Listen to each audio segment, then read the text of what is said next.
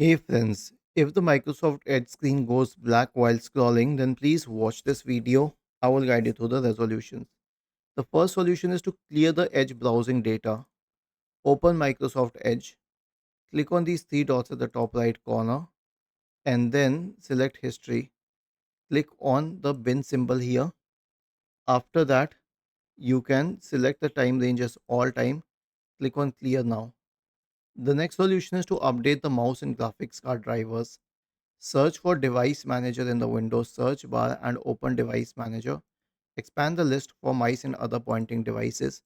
Right click on it and select Update Driver. Right click on the second one and select Update Driver. Okay. The next solution is to disable hardware acceleration. Click on these three dots at the top right corner. Select Settings. And then in this one, search for Acceleration. You'll find an option which says Use graphic acceleration when available.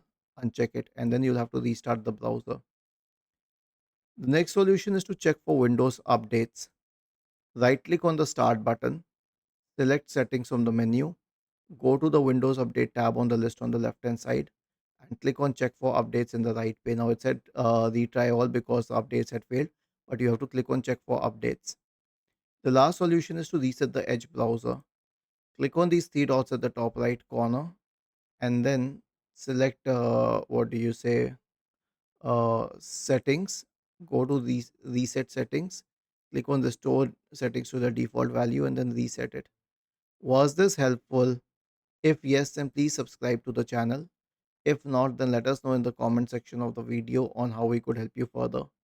Thank you for watching this video and have a nice day.